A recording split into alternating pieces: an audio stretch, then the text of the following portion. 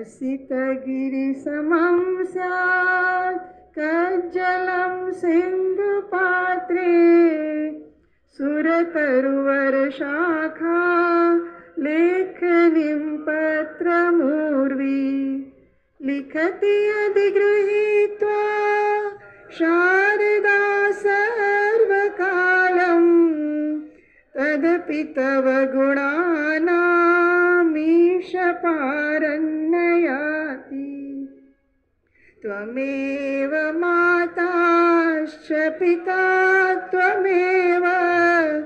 त्वमेव बन्धुश्च सखा त्वमेव विद्या द्रविणं त्वमेव सर्वं मम देव कायेन वाचा मनसेन्द्रियैर्वा बुद्ध्यात्मना वा प्रकृते स्वभावात् करोमि यद्यत् सकलं परस्मै नारायणायेति समर्पयामि। जन्माद्यस्य यतोऽन्वयादितरतः चार्तेष्वभिघ्नः स्वराट् तेने ब्रह्महृदाय आदिकवये मुह्यन्ति यत्सूरयः तेजो वारिमृदां यथा विनिमयो यत्र त्रिसर्गो मृषा धाम्ना स्वेन सदा निरस्तकुहकं सत्यं परं धीमहि ओंकारं बिन्दुसंयुक्तं नित्यं ध्यायन्ति योगिनः कामदं मोक्षदं चैव ओंकाराय नमो नमः। सर्वदा सर्वकार्येषु नास्ति तेषाममङ्गलं येषां हृदि स्थः भगवान् मङ्गलाय तनो हरिः व्यासाय विष्णुरूपाय व्यासरूपाय विष्णवे नमो वै ब्रह्मविधये वासिष्ठाय नमो नमः। अचतुर्वदनो ब्रह्मा द्विबाहुरपरो हरिः अभाललोचनः शम्भुः भगवान् बादरायणः कस्मै येन विभासितो यमतुलो ज्ञानप्रदीपः पुरा तद्रूपेण च नारदाय मुनये कृष्णाय तद्रूपिणा योगीन्द्राय तदात्मना भगवद्राताय कारुण्यतः तच्छुद्धं विमलं विशोकममृतं सत्यं परं धीमहि भवे भवे यथा भक्ति पादयोस्तव जायते तत्कुरुष्व देवेश नाथस्त्वं नो यतः प्रभो नाम संकीर्तनय्यस्य सर्वपापप्रणाशनं प्रणामो दुःखशमनः तं नमामि हरिं परं योगीन्द्राय नमस्तस्मै शुकाय ब्रह्मरूपिणे संसारसर्पद्रष्टम्यो विष्णुरातममुचत विष्णुरातममुचत।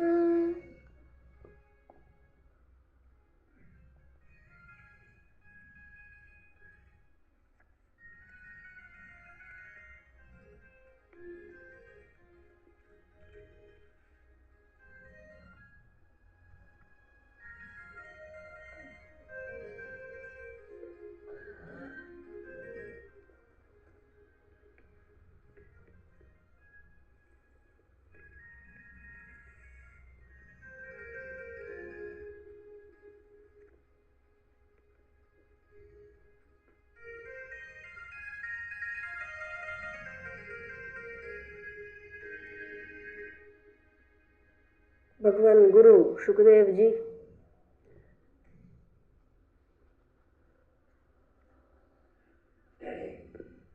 परमात्मा नारायण ने नमस्कार करीने नारायणं परम ब्रह्म तत्वं नारायण परः नारायण परो ज्योतिरात्मा नारायण परः नारायण परम ब्रह्म तत्वं नारायण परः नारायण परो ध्याता ध्यानम नारायण परः। જેનું ધ્યાન કરવાનું છે એ પણ નારાયણ જ છે.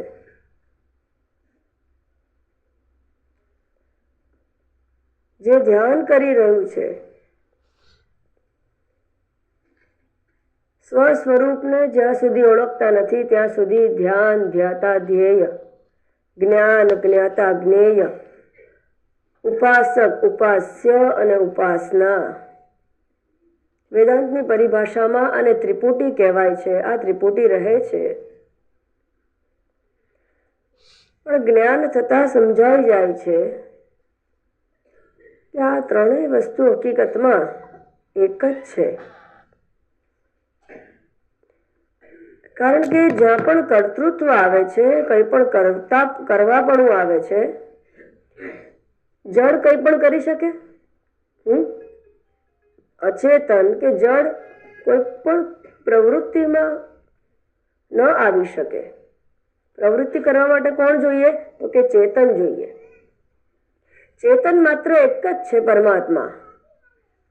સત્તા અને સ્ફૂર્તિ માત્ર પરમાત્માની જ છે. અસ્તિત્વત્વમ પ્રકાશત્વમ કસ્મિન અર્થે પ્રતિષ્ઠિતમ. આ બધું જગત દેખાય છે, અસ્તિત્વ છે અને મને જણાઈ રહ્યું છે. કોના આધારે છે?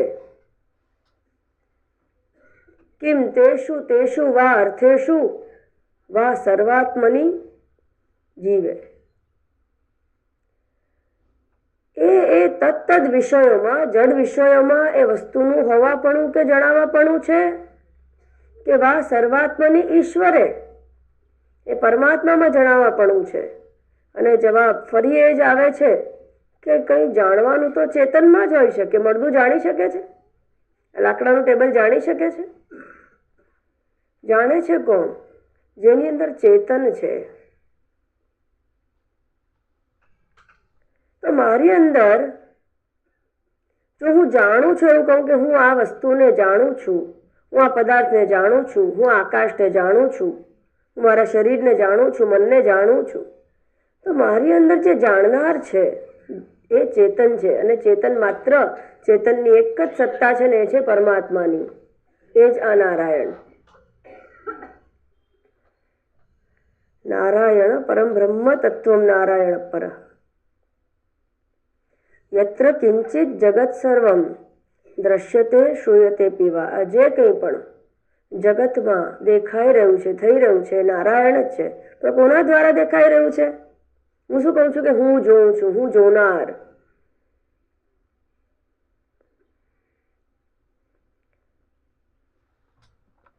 આજે સવારે આપણે સૂર્યનારાયણના દર્શન કર્યા હતા?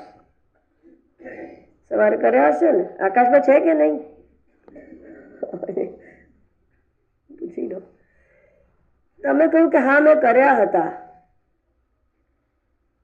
એટલે તમે જાણો છો, તમે દર્શન નથી,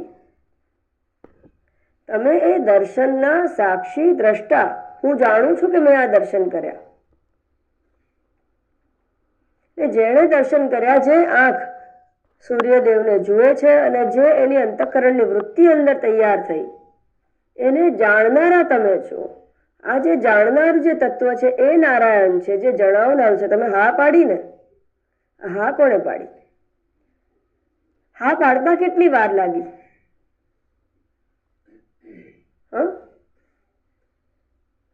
હા પાડતા વાર ન લાગી, કારણ કે આ તત્વ નિત્ય છે. આ તત્વની, આ જે ત્વરાથી હા પાડીને, આ તત્વની નિત્યતા બતાવે છે કે સદા હાજરા હાજર છે. સમજીએ, આ જે તત્વની વાત અત્યાર સુધી આપણે કરતા હતા, એવા શ્રીમન નારાયણનું ધ્યાન કરતા કરતા સુખદેવજી લગભગ સમાધિસ્થ થતા જાય છે. કારણ કે હતા કોણ? હતા તો એ નિરાવલંબી અવધૂત જ હતા. એ એમની અવધૂતી દશામાંથી, અને ખરું કહીએ તો એ નશામાંથી જાગ્યા હતા. ચકચૂર હું બ્રાહ્મી નશામાં, મને છેડશો કોઈ. સવારે સાંભળ્યું ને, નશો હતો એમાંથી સ્ફૂર્તિ પરીક્ષિત માટે અત્યંત કરુણા. ત્યારે શ્રીમદ ભાગવતને આપણે શરૂઆત કરી સમજવાની, ત્યારે પ્રયોજન શું હતું? તો કે કારુણ્યતઃ કારુણિકસ્ય, માત્ર કરુણા જીવ ઉપર નારાયણની. અને માટે શ્રીમદ ભાગવતજીનો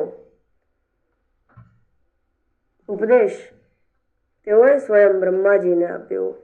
એટલું જ નહીં, આપણી ઉપર કૃપા કરવા માટે, આપણા સર્જનહાર ઉપર તો કૃપા કરી, પણ એ જ કૃપા આપણી ઉપર કરવા માટે ઉદ્ધવજી દ્વારા પ્રાર્થના થઈ અને પરમાત્માનો વાંગ્મય પ્રવેશ ભાગવતજીમાં થયો. આવા એ શ્રીમન નારાયણ, જેના ધ્યાનમાં સુખદેવજી ધીરે ધીરે હવે ફરી એની અવધૂત દશાને તો પ્રાપ્ત થાય છે. માટે સવારે જ્યારે આપણે વાત કરી કે પરીક્ષિતજીએ જ્યારે કહ્યું કે મસ્તક મસ્તક નથી જે પરમાત્માને ઝૂકતું નથી, એ વાણી વાણી નથી જે એનું નામ નથી લેતી, ત્યારે લગભગ એમને થઈ ગયું કે હવે બહુ વાર નથી પરીક્ષિતજીને એ તત્વ સમજતા.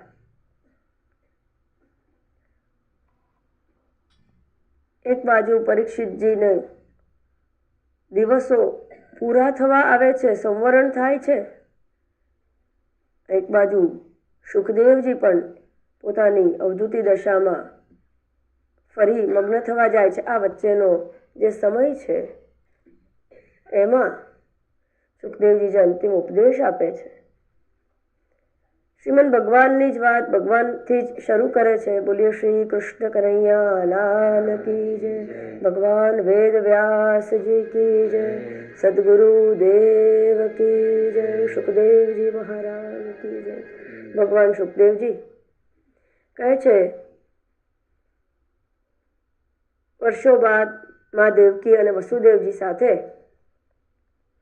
કૃષ્ણ પરમાત્મા અને બલદેવજી પોતાના સુંદર શ્રી વિગ્રહ સાથે રહેતા હોય છે અને વસુદેવજી અને દેવકીના નિત્ય આનંદનું કારણ બનતા રહે છે.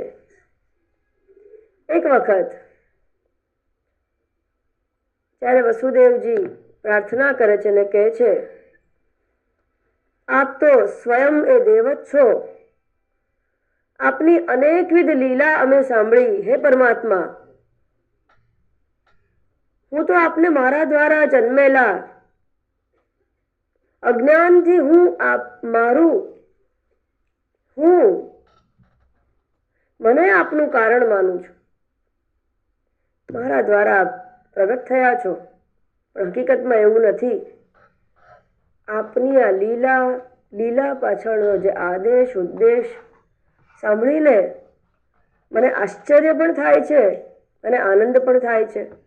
અને એમ કરીને સમગ્ર લીલાનું વર્ણન જ્યારે થતું હોય છે, ત્યારે એ વર્ણનમાં જ્યારે ભગવાનની ગુરુકુળની લીલાનું વર્ણન થાય છે, ત્યારે કંઈક એવી વાત થાય છે કે ગુરુ દક્ષિણા તરીકે શ્રી કૃષ્ણ પરમાત્માએ ગુરુને યમલોકમાં ગોયેલો પોતાનો મૃત પુત્ર પાછો લાવી આપ્યો. ત્યારે દેવકીજી રડી પડે છે અને એ રહી શકતા નથી. કૃષ્ણ પરમાત્માને હાથ જોડીને કહે છે કે હે દેવ, થોડો આપના મહિમાને હું સમજી શકું છું, તો પણ કૃષ્ણ પરમાત્મા જે ભક્તવત્સલ હતા, વ્યવહાર કરી જાણતા હતા અને શીખવાડી જાણતા હતા. વસુદેવજીએ જ્યારે એવું કહ્યું કે આપ તો આ પરમાત્મા છો, હું આપને શરીર માની બેઠો છું, ત્યારે તેઓ કહે છે કે ના વસુદેવજી, આપ તો મારા પિતા જ છો, હું તો આપનો પુત્ર જ છું. તે છતાં પણ દેવકીજી કહે છે કે હે કૃષ્ણ, આપ જો મૃત પુત્રને પાછા લાવી શક્યા હો, મારા પણ 6 પુત્રો, તેઓને એકવાર હું જોવા માંગુ છું. કારણ કે દેવકીજીના જીવનમાં પ્રસંગમાં આ પુત્ર સ્મરણ જ મુખ્ય રહ્યું છે. અનેકવિધ રીતે પરમાત્માને થાય છે કે લાવ માં દેવકીજીને પણ પ્રસન્ન કરીએ, અને એવું વિચારીને તેઓ બલદેવજી સાથે સૂતલ લોકમાં પ્રવેશ કરે છે. આ સૂતલ લોક જ્યાં બલિરાજાને પરમાત્માએ સ્થાપિત કરી દીધા હતા. 3જા ચરણમાં સૂતલ લોકમાં પ્રવેશ થતા જ બલિરાજા અત્યંત આનંદથી હર્ષિત થઈ જાય છે. એમના પરમ આરાધ્ય દેવ મળ્યા.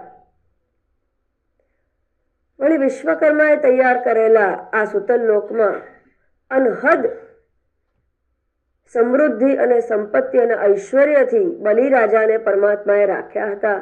પરમ કૃપાળુ. એ બધા જ પરમાત્માના ઉપકારોને યાદ કરીને બલિરાજા તેઓની સ્તુતિ કરે છે, યથાયોગ્ય સ્વાગત કરે છે. વાત કંઈક એવી બની હોય છે કે આ જે 6 પુત્રો હતા એ હકીકતમાં વસુ હતા. અને ઋષિના શ્રાપથી આ રાક્ષસ યોનિને પ્રાપ્ત થયા હતા. તો રાક્ષસ યોનિને જો પ્રાપ્ત થયા હોય તો દેવકીજીના ગર્ભમાં કઈ રીતે આવ્યા? હવે આટલો વિચાર તમે જો કરી શકીએ આપણે કે પરમાત્માનું પ્રાગટ્ય ક્યારે થયું હતું? આ 6 પુત્ર પછી કે આ 6 પુત્ર પહેલા?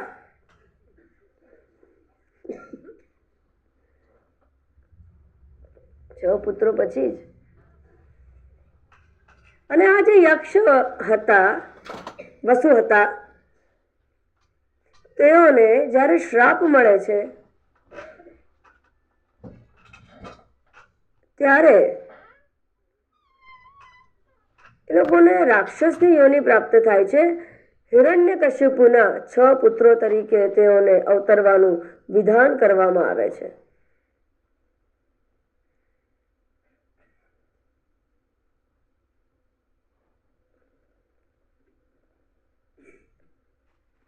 ત્યારે યોગ માયાથી આ 6 ગર્ભને યોગ માયા દેવકીજીના ગર્ભમાં મૂકે છે. જેવો અહીંયા વસુ ગર્ભ લે હિરણ્યાક્ષની પત્નીમાં, ત્યારે યોગમાયા એ ગર્ભને અહીંયા મૂકી દે. આ કોણે કર્યું? પરમાત્મા કે છે આઠમો. આ જ સમજીએ. માટે ધ્યાન રાખીએ કે પરમાત્મા પ્રગટ થઈને પણ ગુપ્ત છે અને ગુપ્ત રહીને પણ પ્રગટ છે. મમ માયા દુરત્યયા. તેઓનું પ્રગટીકરણ નથી એનો અર્થ એ નહીં કે તેઓ નથી, એવો તો હાજર છે જ. ને તો આ ન થઈ શક્યું હોત. યોગમાયા કોની છે? યોગમાયા પરમાત્માને જ આધીન છે, બીજા કોઈને નહીં. આ ન થઈ શક્યું હોત. આમ આ છ વસુ કંસ તો મારી નાખે છે અને એ સૂતલ લોકમાં જતા રહે છે. કૃષ્ણ પરમાત્મા કહે છે કે બલિરાજા હવે, કારણ કે રાક્ષસ યોનિમાં હતા ને એટલે સૂતલમાં પ્રવેશ થયો મરણ બાદ. પરમાત્મા કહે છે કે હું એ લોકોને લઈ જાઉં છું. નાના બાળ સ્વરૂપમાં જ હતા, લઈ જાય છે. મા દેવકીજી એ લોકોને મળી